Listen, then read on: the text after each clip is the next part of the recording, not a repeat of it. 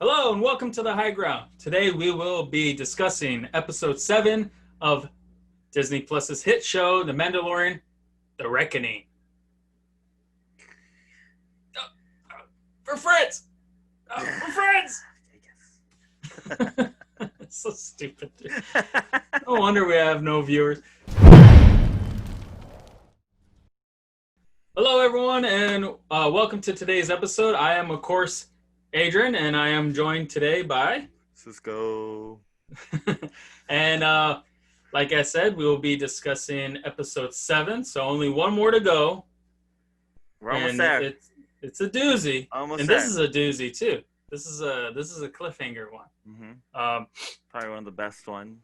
One of the best ones. Like Mm-hmm. as the show progressed, like I'm not gonna say all of them, but like the episodes were topping each other. Mm-hmm.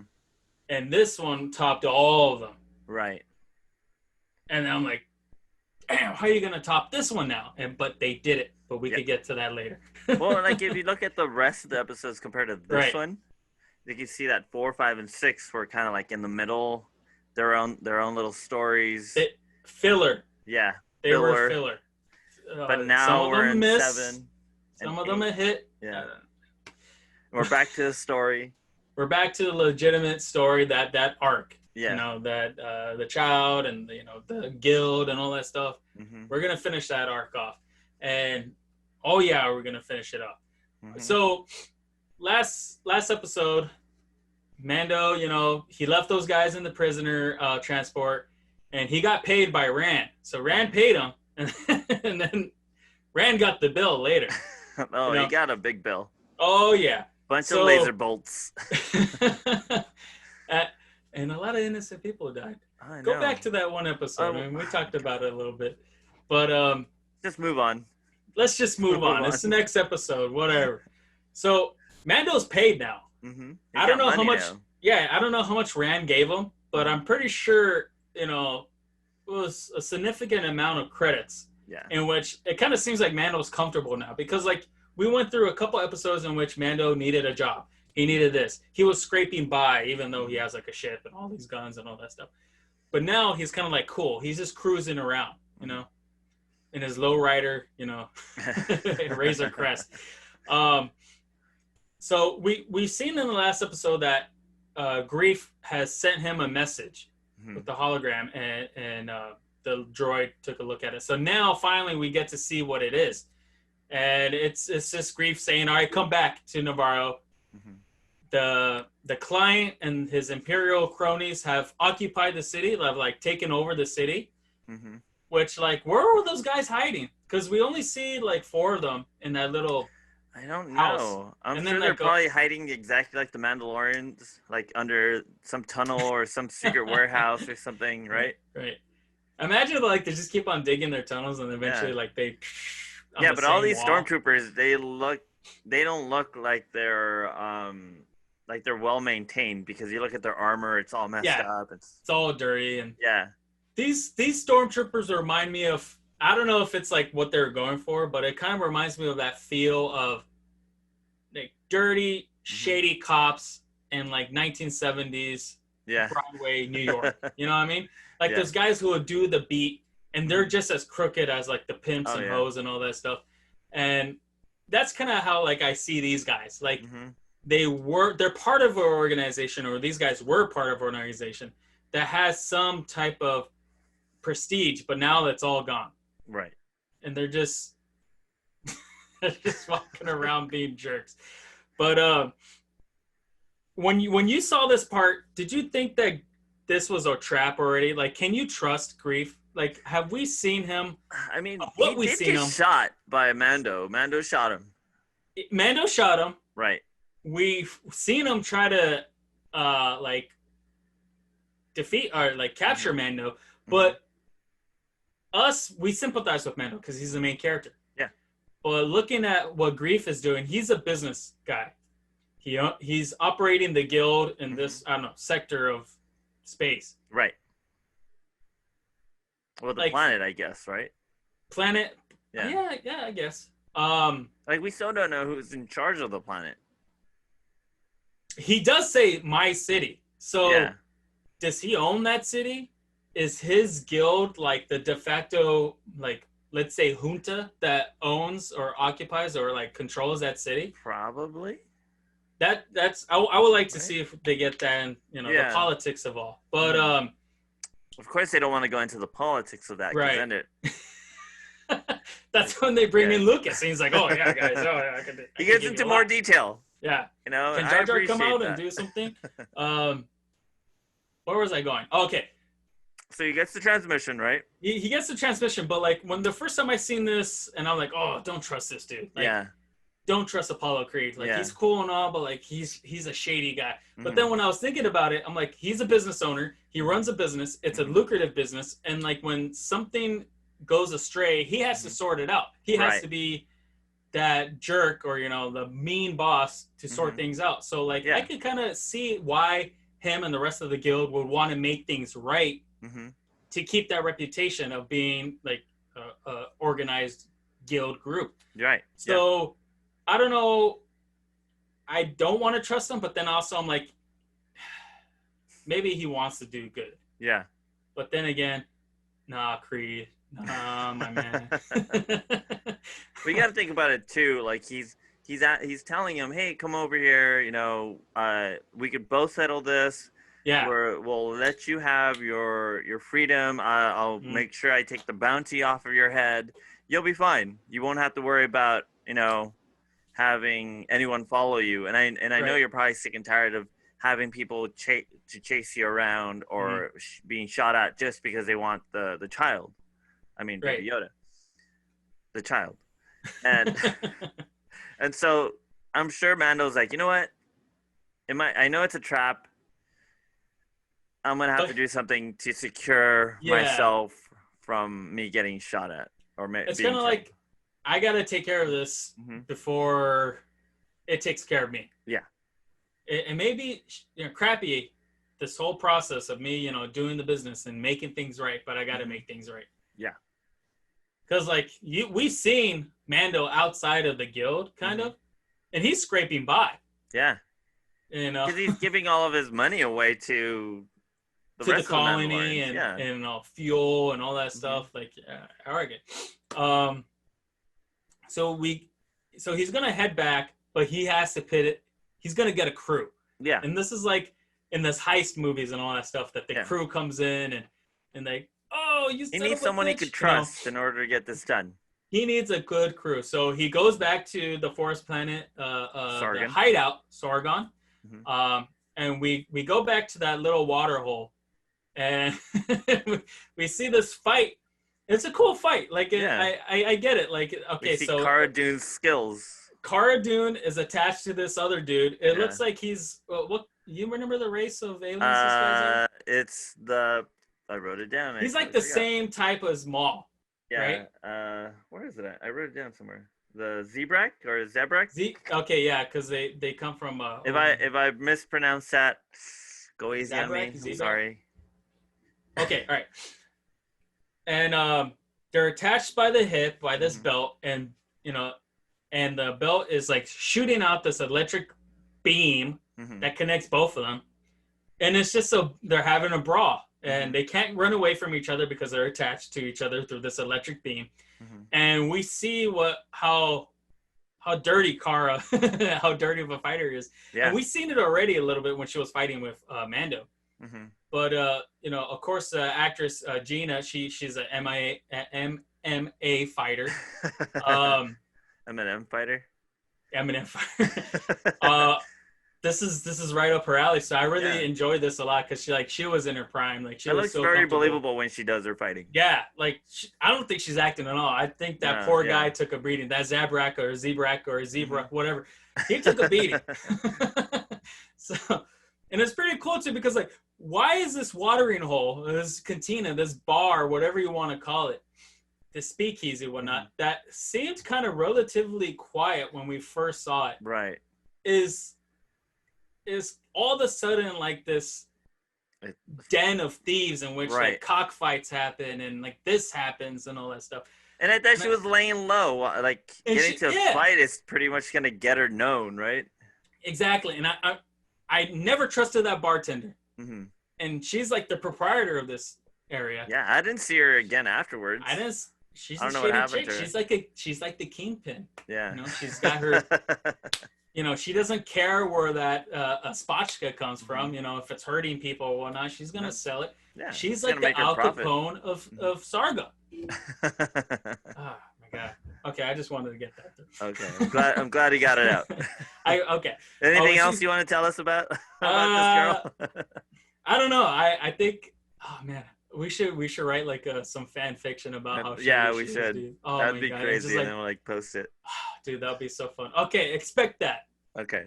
Expect that. Okay. So, you know, she's winning all these credits, blah blah blah, and Mando's trying to like recruit her. And she's reluctant because she doesn't want to. Yeah, no, she's on like, the land. Yeah, you know what? I gave that up to live a simple life now, fighting. Right. And she doesn't want to do that anymore. She's like, I'm done with that. She's done. She's drinking her spotchka. Like, okay, so she's done being a veteran. Mm-hmm. She's seen her time. Mm-hmm. You know, she was a trooper, a shock trooper, a rebel shock trooper.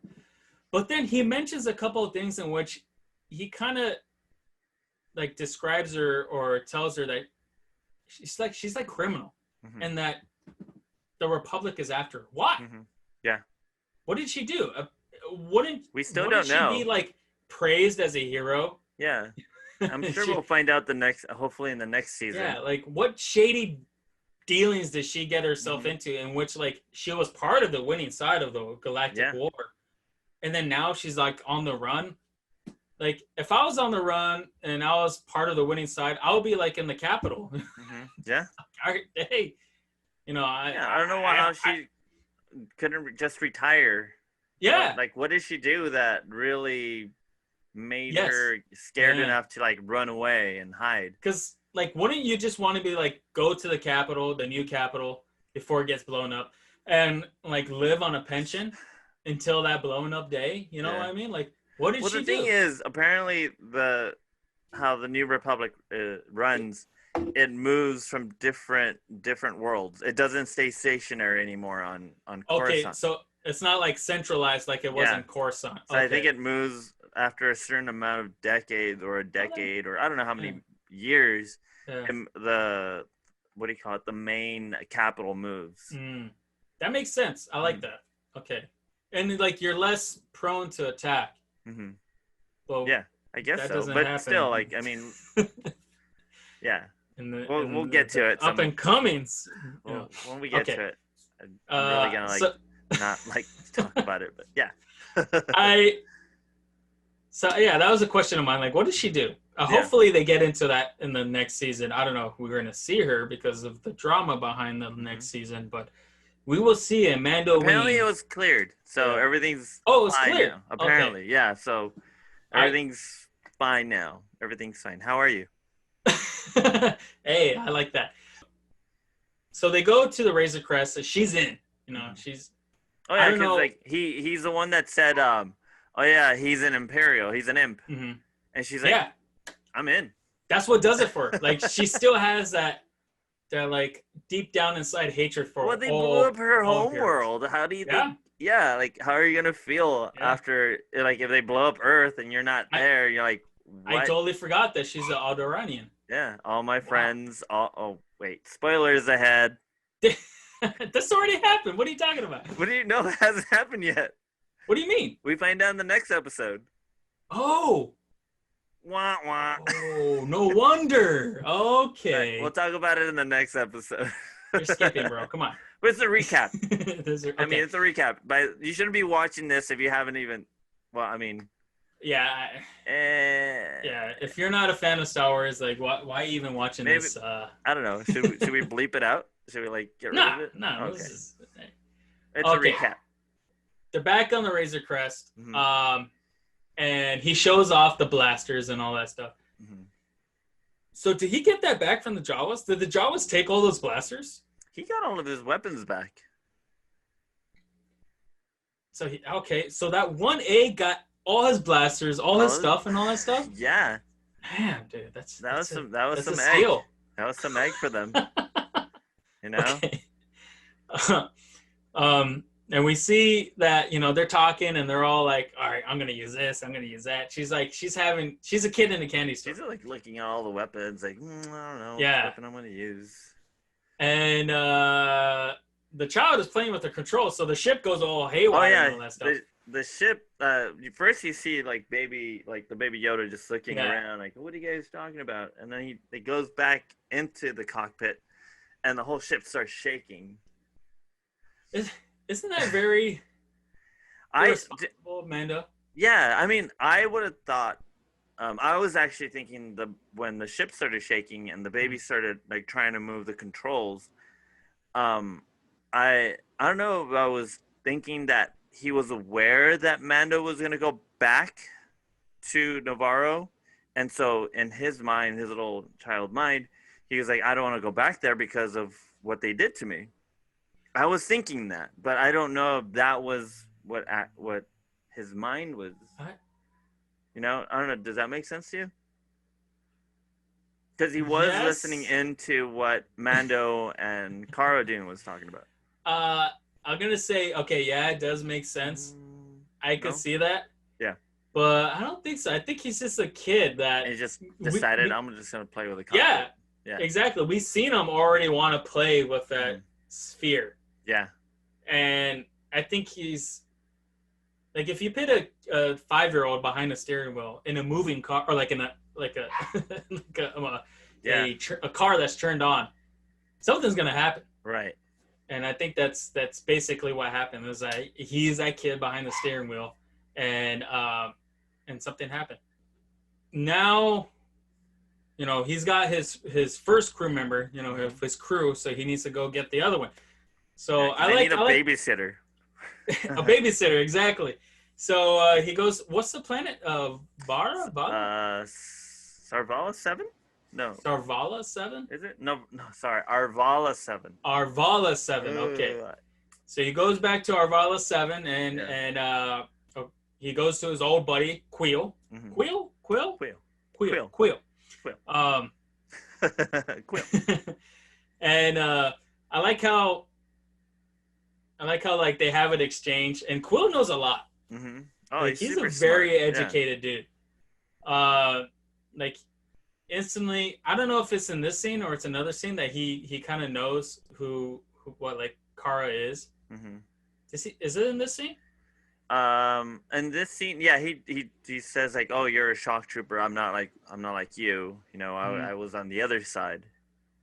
Yeah. Okay. So we now get a glimpse of his past. So he's already stated that he's worked in like servitude, like almost all his life, and like he had to like basically like buy his freedom. Yeah, he did 3 generations. 3 generations of work of human life, human work. So that's more than. Yeah. Wow, that's a long time. Jesus Christ.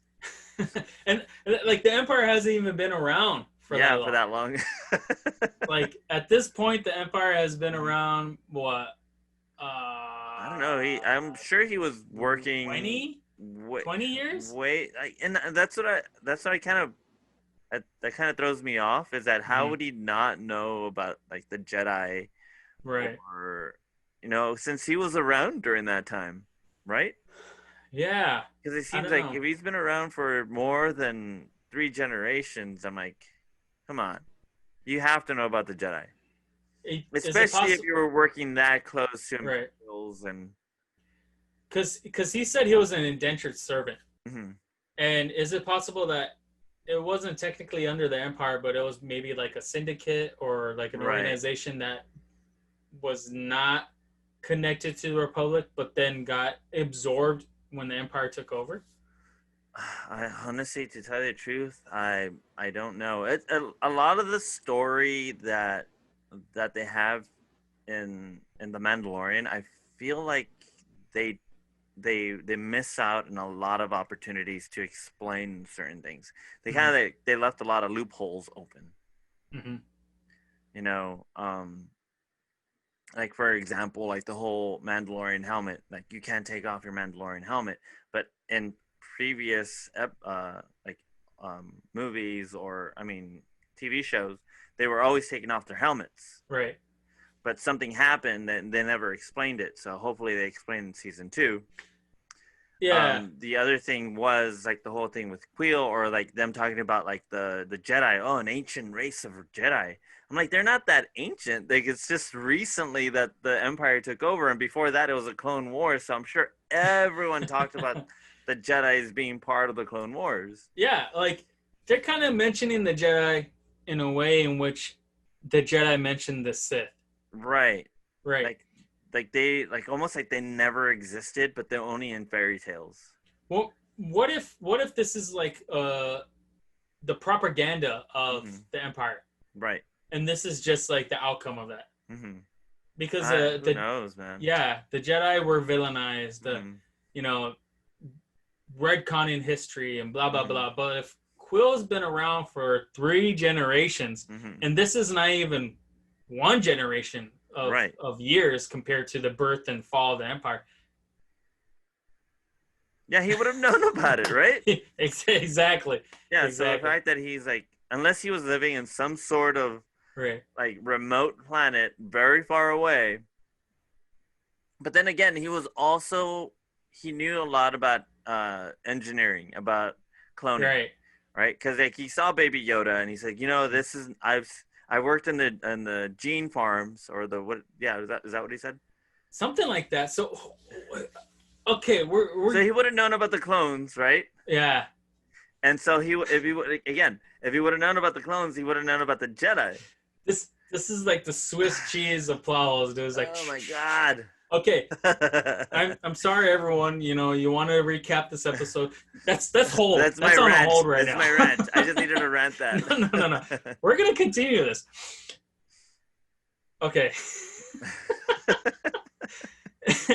He's an indentured servant by some entity in which still a type of slavery. It kind of is indentured servitude.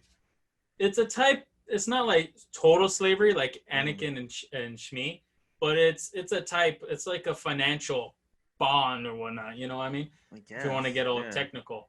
But how would he not know what the Jedi are?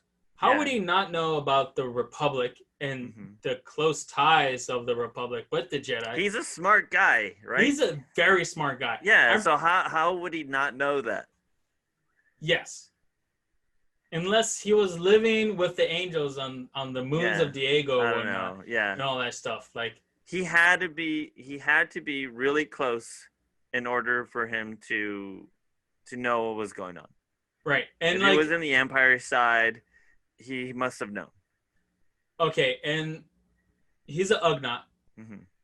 And I'm pretty sure like if you're in a cantina and you see another Ugnaught, like the only one in a whole room in which like there's a praying mantis, there's a wolf man, there's a what is it, like what's those guys, that shark, the hammerhead. Okay, but he has a different name. I forgot the name of it.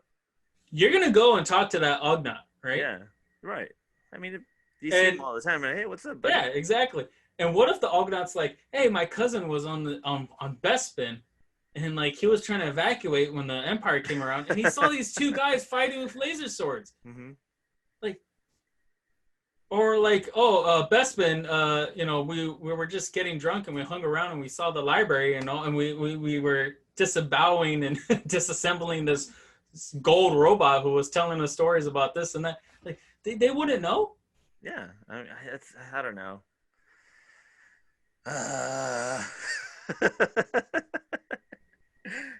So hopefully they answer it in season 2. Okay, I don't know. We see what happens to him in this end of this. There's another part later on that we're gonna get to, and I'm gonna definitely have my moment again. Okay. So we find out. So we find out that he reconstructed IG-11. Yes.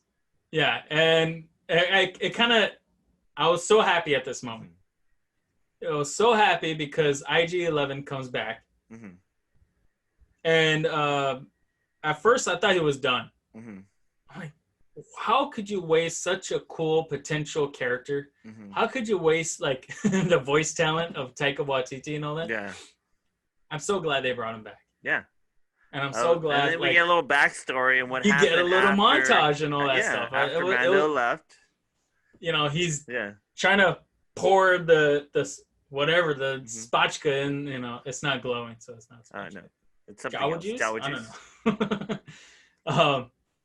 Suga juice. Yeah, there you go. I like that whole thing. Mm-hmm. It was pretty cool. It was kind of touching too. Maybe it was blurred milk. Is it clear? That was clear. That was clear water, dude.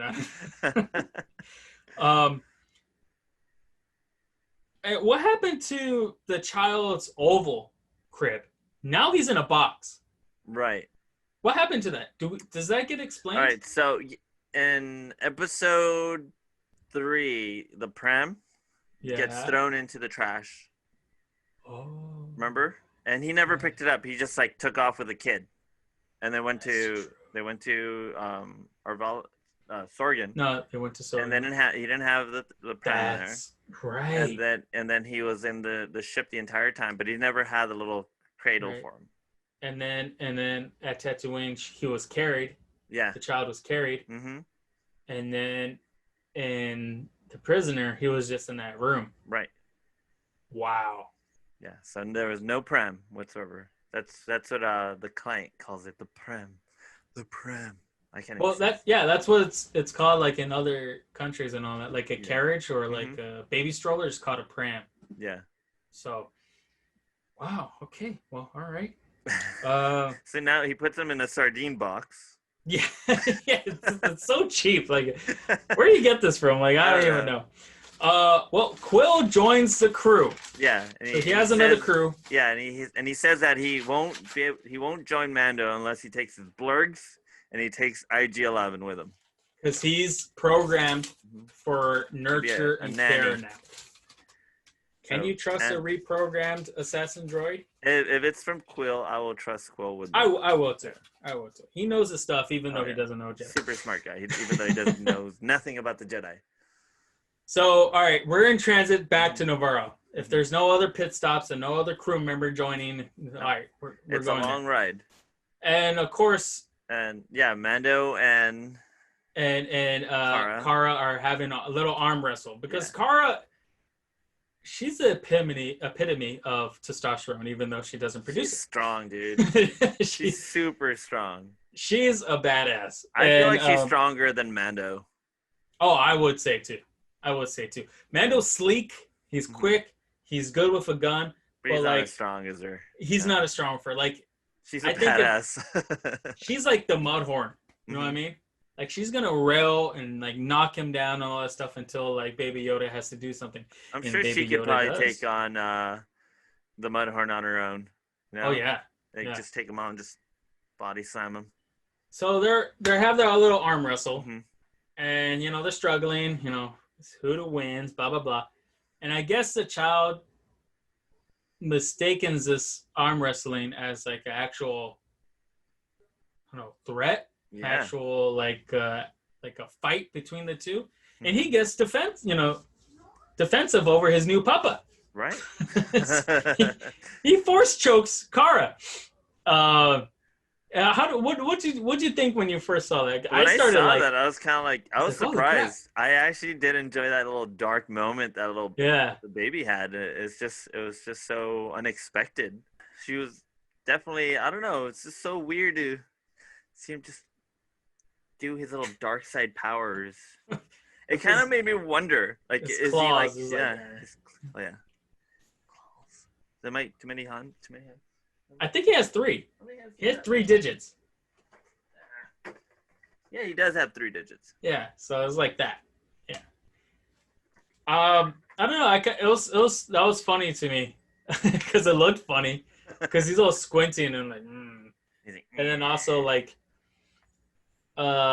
Basically all the Jedi have the power to be dark. Oh yeah, no. Some of them are. Yeah. It's just that they choose not to be dark. Yeah. So that's like the innocence. The Jedi dogma hasn't been pounded into this kid yet. Mm-hmm. Yeah. The Sith, super innocent ways, hasn't. So this is like all legitimate, individual, personal, whatever choices that he's making. Right. Not related to the light side or the dark side. Mm-hmm. So it was cool. Like he was just trying to defend his dad in any way possible.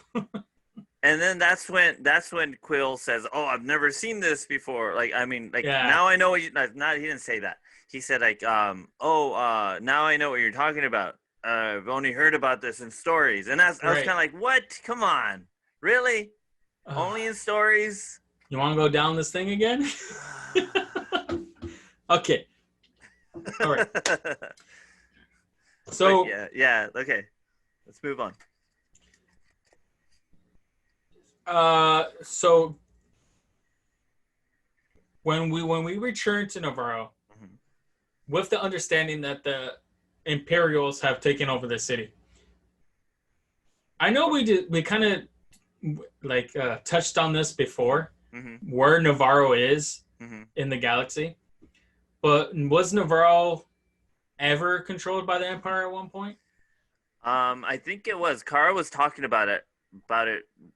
Yes. How she was saying that it was they were kind of in some sort of it was a very hard planet to attack.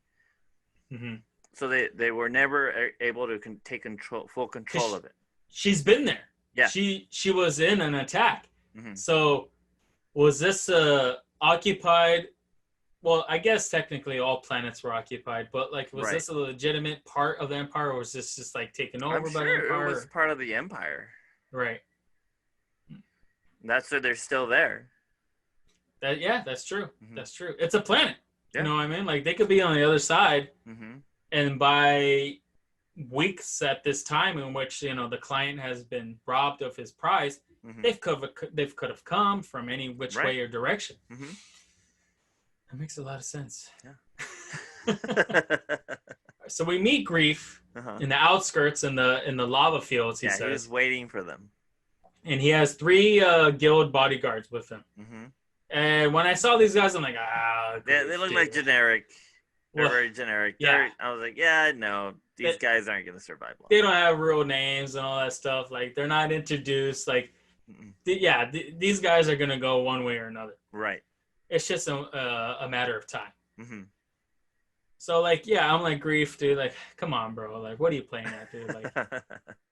Come on. I like that little touch in which he has that blaster, burn on his coat. Did you notice that? I'm surprised he didn't ever, fixed it. He's a guy who runs a guild, who runs a city, apparently. Mm-hmm. Wears the same clothes. He wears the same clothes? He couldn't go to the Jawa cleaners down the street or something like that and get a new cloak, a new set of robes, or he has to wait a whole season to get something else. Yeah. Yeah. He's spending all his money in the Twilight baths. You know what I mean? He was rich. He had Beskar. Yeah. He had 2. He had 2 or 3, right? Yeah, he had 2 of them. And he has all that calamari flan and credits. He's the bank. Yeah. You know what I mean? I don't know. Maybe the Empire or the client took who knows? Maybe liquidated his change. assets or maybe something. He did change or something, and so he wore that because he knew Mando was coming. So he kind of wanted to remember this? Yeah, exactly. Yeah. Okay. Yeah. Right. I don't know. I'm gonna guess that's what happened. All right. So the plan is, what's the plan? The plan is for him to take the child to the client. Yeah, take the child to the client and meet the client and shoot the client. And shoot the client, and that's about it. That's it. That's the stupidest plan ever. Your city's occupied by by Imperials. Apparently 4 stormtroopers. 4 stormtroopers. There's only 4 stormtroopers. 4 stormtroopers. Yeah. Which we've seen. Mm-hmm. We've seen the client walk around with just 4 of these guys. Mm-hmm. Okay. But he failed to mention that the entire city was going to be covered in stormtroopers. But he does mention in that hologram message that the client has taken over the... Oh, that's true. Yeah, you're right. So, by assumption, I'm assuming there's going to be more guys. Yeah. So I guess the Mando already forgot about that detail. Mm-hmm. Like, how are you going to occupy a city with like 4 guys? Yeah. I don't know. But it's a stupid plan because once you kill the client, these guys are just going to give up. Yeah. They're like, oh, our boss is dead. That was part of the plan, too. So. That they're going to give up and they're just going to go separate ways. This was all shady creed, you know? Oh, yeah. No, I didn't trust them at all. I didn't like it. It was stupid. Mm-hmm. So they're making their way, and there's a goat there.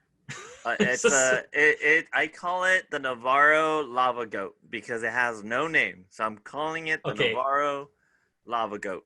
All right. Navarro lava goat. Yeah. Okay. Well, they have it for dinner. It's pretty ugly. It must be really tasty because I don't know. There's a lot of meat left on that goat. I'm Mexican and we eat goat a lot. Chivo. Are you a fan of chivo? I like chivo. Yeah. Chivo. Yeah. It's a little gamey, and you eat it with media, and it's kind of like a spicy meat too. I'm not a big fan, but I don't know how people could eat lamb and goat all the time. Like it's not my favorite. Beef, pork, and chicken. That's just my thing. But it looks good on that spit. Like it. Yeah, I kind of want to eat it too. Yeah. And they were even feeding the little baby Yoda with it. Yeah, he was eating it. This guy's always hungry. Was like, oh, it's carnivore. He could eat meat. Yeah. And then he hatches a plan again, and then they get attacked by these pterodactyl creatures that come out of nowhere. I call them Navarro lava dragons. I'm gonna call you like the Adam of Navarro. Like you're just the biblical Adam who just names all these animals. They have no names, and I was like, man, they have to have a name. And I was like, you know what? Navarro lava dragons. Navarro lava dragons. Okay, all right. Yeah, this is all going in the fan fiction, right? That we're gonna write. Yeah. I already forgot what we were going to... Oh, the bartender. And okay. Yeah, if you guys hear it anywhere else, you heard it here first. And Mando Ween came from here first, too. There we go. All right. The tag came out of nowhere when I started posting about it. Okay. Okay, so Grief gets really hurt. And apparently these things have, like, poison or, like, they're venomous. Venomous, yes. Like, their claws have, like... venom. They're, like, toxic or tainted or whatnot. And... this is the first time. Is it the first time? What? That we've seen force healing? Yes. Okay. So they get attacked by these lava dragons, right? And so they're.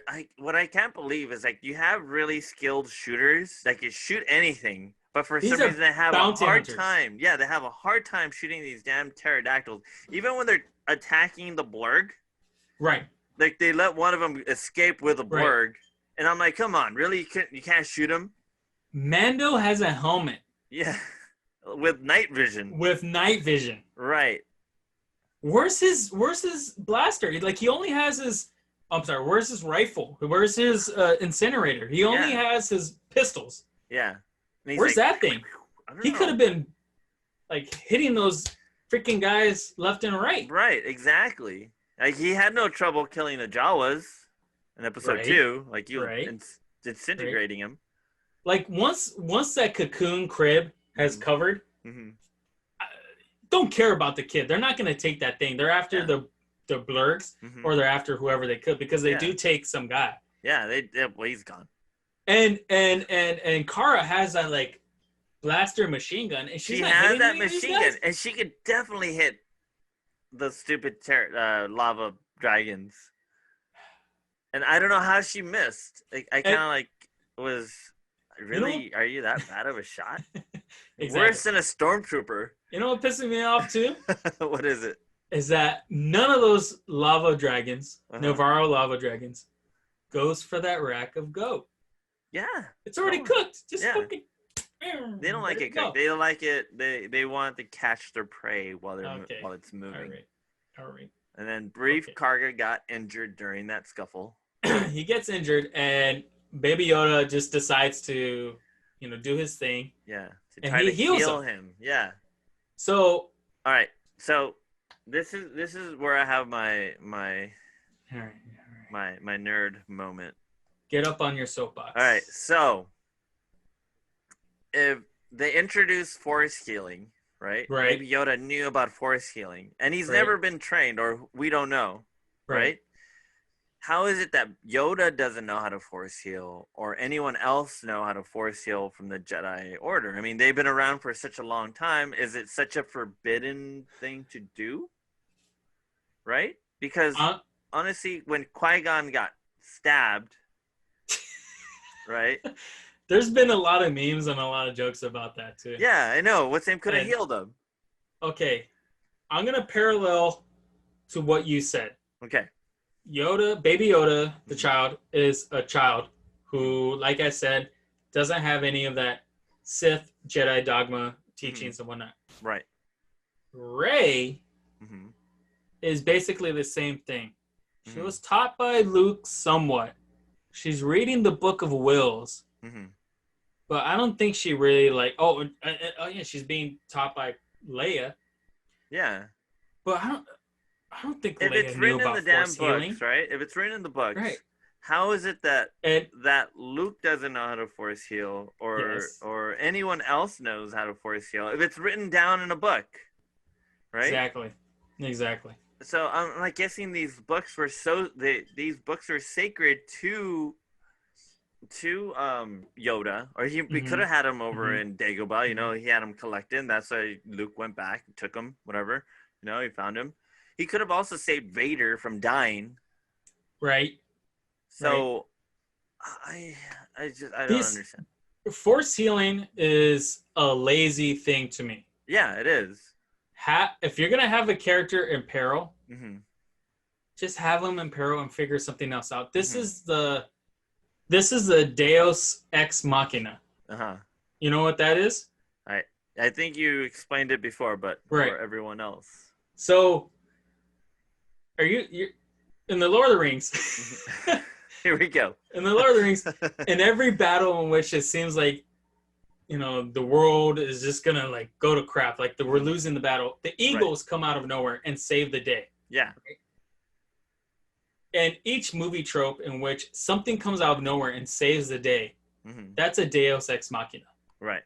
In which, in a way, it was a hand of God, right? Hmm. It was a divine intervention. This is that. And Deus ex machinas are lazy. Right. Lazy storytelling. It's like you reach a point and you're like, okay, there's peril, there's tension, there's this Hmm. and that. I don't know how to get out of it. Oh, okay, I'm gonna do this. Hmm. And we don't really see it here. Like, I don't give a crap if Grief is gonna die. I Yeah. don't care if that snake is gonna die or whatnot, and they don't get that dagger. It's just I don't know. It's just I don't like force healing whatsoever. Right. Yeah. No. It, Same here. in the Prime, the Jedi Prime, they're not gonna know about force healing. They're not gonna show force healing. They're not gonna like study force healing. Hmm. And these people that one hasn't been taught at all and still a baby, and the Hmm. other one that just is like a runt of a splice between Jedi and Sith and whatnot are gonna all of a sudden know it. Nah, homie. It's not gonna work out for me. Yeah. No, I definitely agree with you on that. It was Yoda's, or it was the child's actions in which kind of churn Grief around. Hmm. And he's like, okay. At one point, he shoots his bodyguards, and he's like, I'm gonna be clean with you guys. I'm gonna be real with you guys. It's a trap. It's a trap. Um, that now we gotta have a new plan because the trap to just kill Mando, take the child, and blah blah blah, whatever. Right.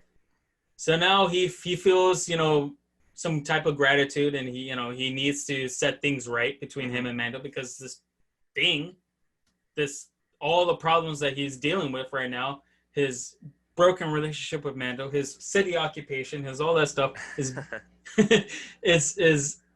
is this thing that just Hmm. helped him and saved his life. So of course he's gonna have a change of Yeah. character. No, definitely.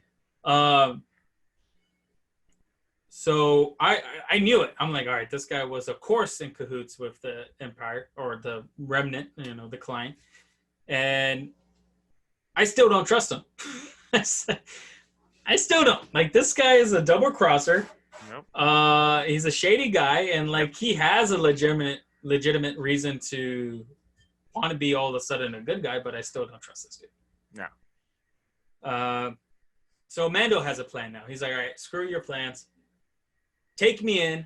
Pretend you've captured me. Mm-hmm. The child and the Quill are gonna go back to the ship where it's safe, Mm-hmm. and we're just gonna. What is this plan? Like, shoot our way out? It's the same thing. He's just like, Yeah. you're gonna use me as the bait. You know, Kara is the one that's gonna take me in. Like, she's the one that found me, and she's taking me in. You know, and Quill is like, well, you need to hide your stripes because people are gonna know that you're part of the rebellion. But okay, here's the other thing. They hide her stripes, right? What's the other place that she has that says rebellion? Her tattoo. Exactly. I'm like, the entire time she's walking around with a little stupid tattoo on her cheek, and everyone's at first like, I thought it was a mole. Yeah, but I mean, but that thing's massive. That thing's pretty big. You know, and you can still see that it's the rebellion symbol. Mm-hmm. So why wouldn't the stormtroopers be like, oh, she has a rebellion symbol on her cheek? Oh wait, she's the one that found it. I'm sitting right next to the client that's we are finding a lot of holes in this episode. Yeah, so I was thinking, like, why doesn't she just like smudge it, or like, I don't know, not smudge it, but like put some paint on it just so I could hide what it is? But it's just like they just leave it there. Exactly. I didn't even write that on my notes, but good on you, dude. Because I was like, okay, she's bringing that up. Hiding her bars, but she has that stupid tattoo like right there in front of her face. Yeah, I don't know. Okay, never mind. That was my rant. So we've reached the city finally. It's been like a day, like almost 2 days. Yeah. And the city entrance is being guarded by scout troopers. Now, I always like the design of scout troopers. Oh yeah, me too. It looks cool. They look cool. Yeah. Like Imperial stormtroopers, they look cool, but been there, done that. Yeah. You know, when they're in Hoth, that looked cool. Oh, you like the snow troopers? I like the snow troopers guy, and then like I just like the different variations because we've seen one so many times. Yeah. You know, give me a little sass, you know, give me a little things. And these guys look pretty cool. So I was happy to see them again because I love their design from Endor and Return of the Jedi. So, okay, so everybody has this like ID card and all that stuff. Like they're really occupy this place. That they're monitoring who leaves, who goes, and all that stuff. And the scouts are like, I give you 20 credits for that helmet. Now, is that helmet worth 20 credits? That's Pascal. I think it's worth more. Right? I think it's worth more, but I think they wanted the helmet because it's Mandalorian. So I'm sure they probably don't know. They wanted it for cheap too, right? Yeah. Like get a good deal. They won't give you more credits if you're already gonna turn him in. Yeah, that's true. He's gonna die anyways. Yeah. Why not? All right. Let's see here. So Quill's writing back. You know, the plan is that Quill's going to go back. They're going to go inside the Razor Crest, and it's going to, like, lock down on guard mode, in which, like, he says nothing in the planet will open it up, or, like... I doubt it. Like, I think it will be destroyed. I mean, if Jawas could get into it... Yeah. Anything could get into that thing, you know? Oh, this episode, You know what I mean? Oh, my you God. know what I mean? Jawas can easily break it down. And they're not the brightest, like, aliens in the world. Okay, so, like, Mando says, like, this protocol, this thing is, like, indestructible, or, like, nothing's going to get through here. Yeah. He wouldn't do that. It's like a car, like, you wouldn't lock your car in a shady place. Yeah. A shady parking lot. This is a planet that's riddled with Jawas. He's seen Jawas in the freaking... Right. You know... Also, Quill should know exactly what the ship is capable of if he helped them, you know... He rebuild it. Yeah, help him rebuild it. He's like, have this protocol. He's like, hey, jerk, I reinstalled that. I know, duh. Oh, this episode, dude. I know, this episode has, like, a lot of plot holes, but it's good. It's a very good episode. I love this episode, but it's just like little plot holes. This may be our longest episode since because we're just diving right in. This is good. All right. So that bar, that cantina, it's called the Common House. Yeah. All right.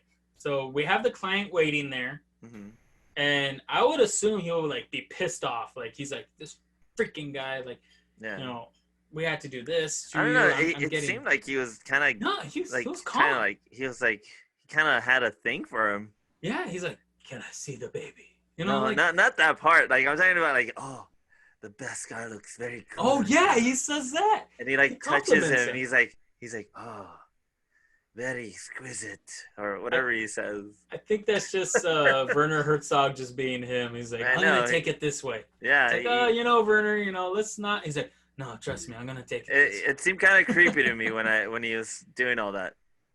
I liked it. It fit his character. Like the client is a creepy, weird guy. Like creepy uncle. If he wasn't working for the Empire, like he would be for sure, like, I don't know, like heading a weird brothel or something like that. Like he's that weird type of guy.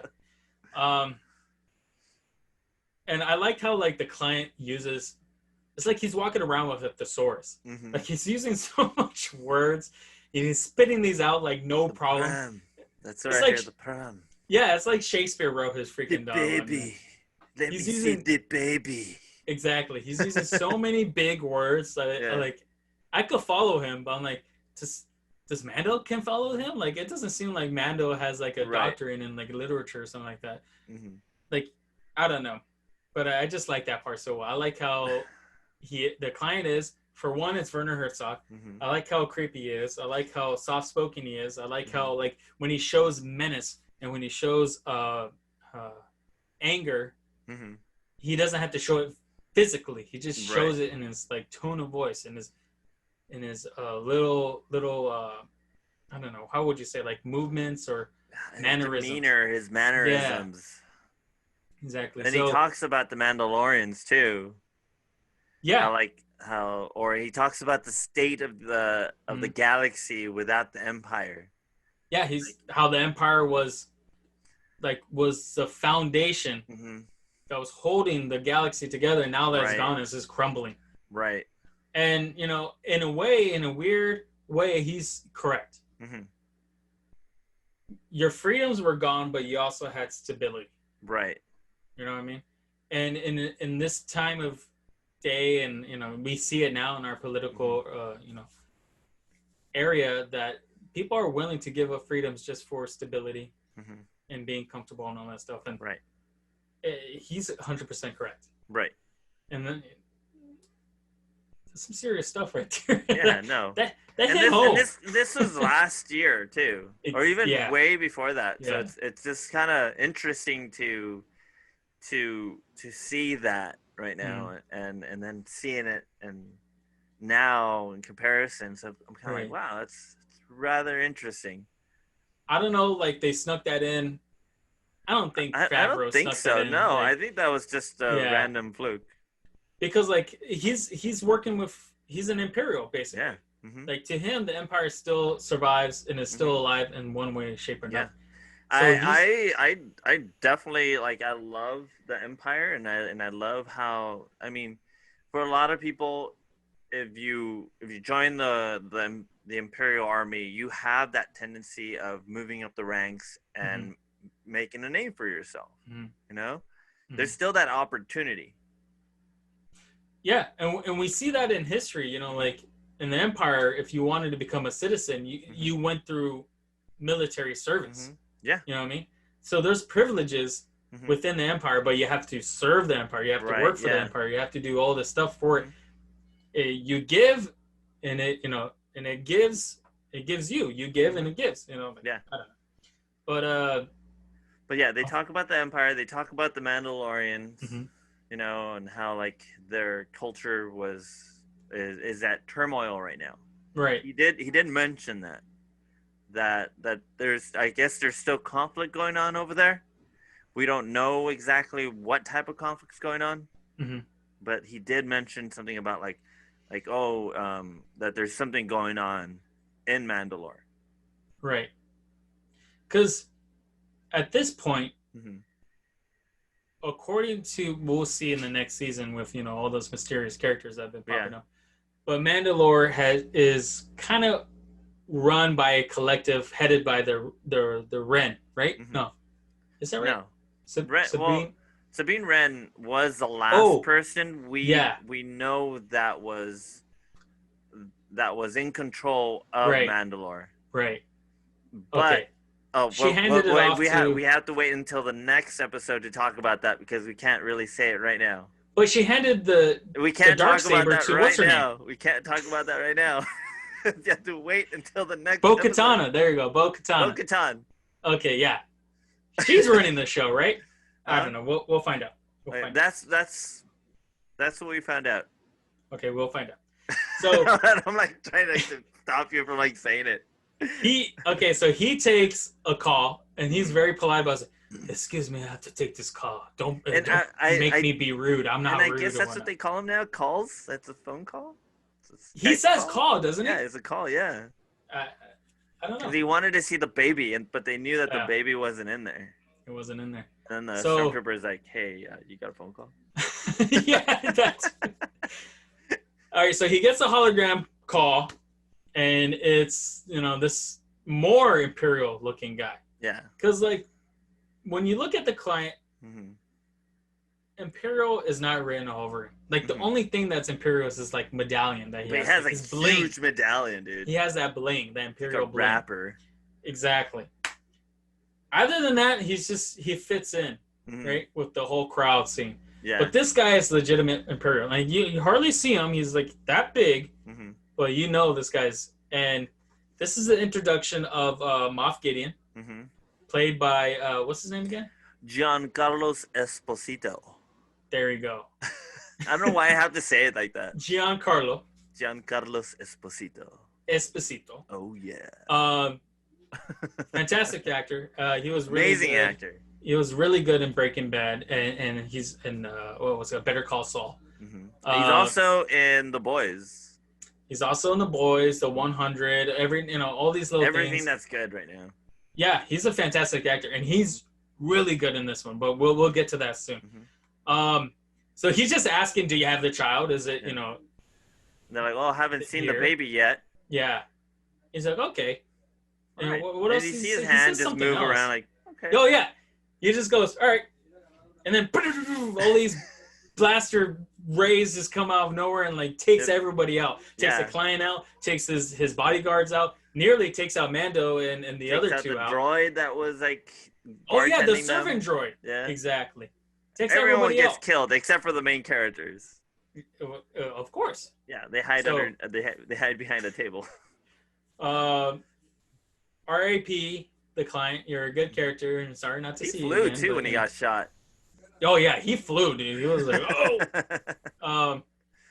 And we find out who was doing the shooting, and it's Death Troopers. Yeah, 6 Death Troopers. 6 Death Troopers, and I was super excited when I saw these guys because I think Rogue One is one of the best Disney. Oh, is the best Disney produced Star Wars movie, right? I know a lot of people might disagree on that, but I don't care. Yeah. I don't care what you guys say. Rogue One is the best Disney Star Wars movie out there. And, Death Trooper, you have one in the back, all that stuff. These guys are cool. They look cool and all that stuff. And I was very excited to see that because this show is connecting, of course, to the trilogy. It's the original trilogy. It's connecting to the prequels, and it's connecting to, the sequel and the standalones. So all those little things, all those little nods to everything, nods. I just connections. I eat that shit up. I just eat it up. Hey, don't make fun. I'm not making fun. I love it. And then we also see the people mover. Not the people mover. The trooper mover. What is it called? The troop transport. Troop transport. There we go. Yeah, only seen in the toy line. Toy line? Yeah, because that wasn't in the movie. Kenner's like, you know what? We're gonna need a transport of some sort, and they made up this troop transport, and then it was brought to canon with Rebels, and now this is the first live action, Mm-hmm. viewing of it. And it brought all these stormtroopers, like shiny stormtroopers. Yeah, A lot of shiny stormtroopers. shiny. And they were all 501st. All 501st volunteers. Mm-hmm. And I'm like, imagine that. Like, you walk on set, Mm-hmm. and they're like, okay, actually, you guys have been living in these suits for a long time. Can we just dirty these up? I would be like, fuck no. No, they're all super clean. No, they're all clean. Like, I polish this thing every night before I go to bed. No wonder why they look shiny. Okay, is it that? Is it because of that, or is it because these guys were stationed somewhere else? I think they were stationed somewhere else, and I think also Moff Gideon, he's really good at he wants to look shiny, he wants to look good, right? So he has like the best troops. It's all about intimidation. Mm-hmm. You have dirty stormtroopers, like, all right, they just blend in with the rest of the crap. And people are just not gonna pay any attention to these guys because they're just whatever. They look very run down. So everybody and their mamas come out. Like the troops come out of practically nowhere. And so they're pinned down, and Mando's like, okay, he's calling on the intercom with Quill. It's like, hey, hurry up. Did you make it? Are you safe? All that stuff.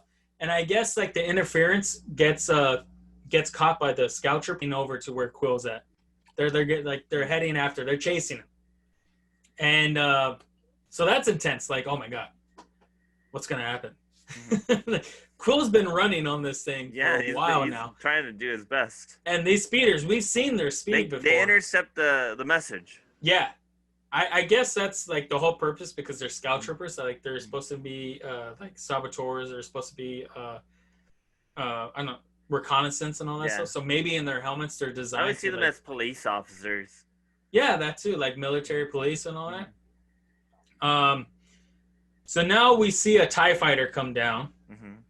And it's a special TIE fighter. It's a special TIE fighter because the wings bend. They fold. Oh yeah, they fold. Yeah. And that's pretty cool. We've never seen that before in the cartoons. I think we have, but like. Yeah, it's a new type of TIE fighter called the Outland TIE fighter. Oh, someone's been doing their homework. And Moff Gideon comes out, and he's a Moff. So if no one understands the ranking of the Imperial system, Moff is up there. Yeah, it's up there. You're up there. You're above General. You're above Captain. You're above Military Governor. You're above. The only person above a Moff is the Grand Moff. Mm-hmm. And of course, we know what happened to the Grand Moff. Grand Moff Tarkin was one of the highest officials. Exactly, and after that is like what, the Emperor. Yeah, I think in the military so, ranking. Mm-hmm. So this guy's he's big stuff, right? And of course, he has his commanding army. He looks clean. He looks nice. He came in a TIE fighter, for God's sake. I think it was a cool entrance for him. There's a lot of cool entrances for villains and movies and TV shows, and this he's flashy. He's flashy. Yeah. This fits that list. Like, man, this guy's intimidating. Yeah. So he's like talking to the guys, telling them, "Hey, you know what? The baby means more to me than it does to you." Which we don't know why he wants it. I'm sure we're gonna find out in season 2. Excuse me. Yes. And, be better. Yeah. Be better, dude. I'm tired of speculating. I'm like, what do you want it for? And at this point, it's a race to the ship. Yes. Quill has already started. He's running with that blurg. And he's getting close to the ship. And these guys are chasing after him like they're on his tail. Yeah, they're really close at like. And it gets intense. Yeah. Dude. It gets intense. So like he's getting close, and you hear Mando yelling, "Quill, Quill, Quill, pick up," and he doesn't. Next scene, we see what? We see the child laying on the ground, and a scout trooper just like zooming by and grabbing him. Mm-hmm. And then they leave, and then we see Quill and his blurg shot up on the floor, dead. And that was very sad. I was really sad when I saw that. Yeah. That really made me really sad. Yeah. Like they hit you hard with that, dude. He was a cool guy. Mm-hmm. You know, he helped Mando out in sticky situations, Mm-hmm. and you know, just his history too. Like he had to work 3 generations of human years to be free. All he wanted was peace, and then Mando had to come in like take that away from him. Yeah. But he was a good guy, and he said, "You know what? He was a good character too. I'll help you." He was a very good character, and he had an open heart and all that stuff. So, and we didn't get to see that, and I was hoping that IG-11 was going to be there to help him out before he got killed. Because he was like what a couple yards away from the ship? He was like right there. Yeah, he was literally the door was open, and he was ready to go in. That's it. Yeah, I'm surprised he didn't call IG-11 to be outside, like, hey, back me up. But I'm sure he probably didn't know that he was being chased by speeder bikes. That too, yeah. I think he was just like, all right, I got to make it here as fast as I can. And he didn't know. Like, how else would he know? He wasn't fast enough. Oh, man. All right. So we went through a couple rabbit holes. But, you know, we went here, but we finished. Mm-hmm. Made it. We made it to the end. Episode 7, The Reckoning. What do you think of this? How would you rank this episode? Let's see. This is a hard one.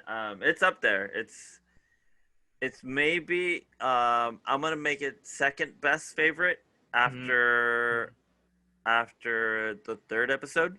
Right. So it would be number 3 and number 7, followed by number 6. Oh, those would be my favorite episodes. And then I have 1, 2. Yeah. I'm going to have to agree with you with that. Yeah, it's...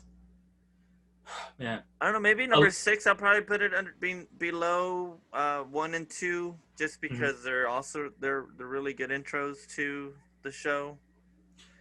When you think about it, a lot happens in this episode. A lot doesn't happen. Yeah. Mm-hmm. You know what I mean? Like, the shootout only happens at the end of the episode. Mm-hmm. And I don't know. It was very good. It was tense. That last 10 minutes was tense, dude. And sometimes I can't handle tense. It was a really good cliffhanger. Yeah. I was like, oh my god! Like I was squeezing the sofa. And, get to the ship. Oh my god. It was good though. It was good, and I can't wait for us to finish off the season with one episode away. One episode away, and I want to say the best episode. Directed by Taika Watiti. Yes. Oh, this one was the second episode directed by Deborah Chow. And she's very talented. I can't wait for Obi-Wan series. We've been talking about that. She has, you know, she knows action. Oh yeah, no, definitely. Even though this didn't really have a lot of action, but she did a very good job. Do you have anything more? No, I'm pretty good with everything that we just said. All right, so we'll leave you guys there. Thank you very much for viewing our episode 7. Thank you for joining us on our recap. We're almost there. There we go. We're close to season 2. And don't forget to like, share, and subscribe, and follow us on our Instagram account, the Highground Pod. Where I'll be posting up episode ideas. Upcoming episodes, stuff that's online already. And don't forget to check out our videos on episode 1, 2, and 3. Yes. And we also we have our reaction trailer to season 2. So check that out. Exactly. And of course, when every episode drops with the second season, we'll be doing a recap as well. So we're not going to wait for the whole season to be done in another year to redo this. We're going to do that. And then after those 8, then we're going to head back to the other trilogies. Yeah. And then I think we'll pepper some little mini episodes there. Yeah. Right? By that time, we should. Yeah. So we have a lot of stuff coming hopefully along, so. Patrick returns for season 2. There we go. We have. He was only in one episode in the beginning. Hopefully, comes back. So, we'll see. All in good fun. All right. Well, thank you, everybody. Wish you guys have a good night. And may the force be with you. Good night, everyone.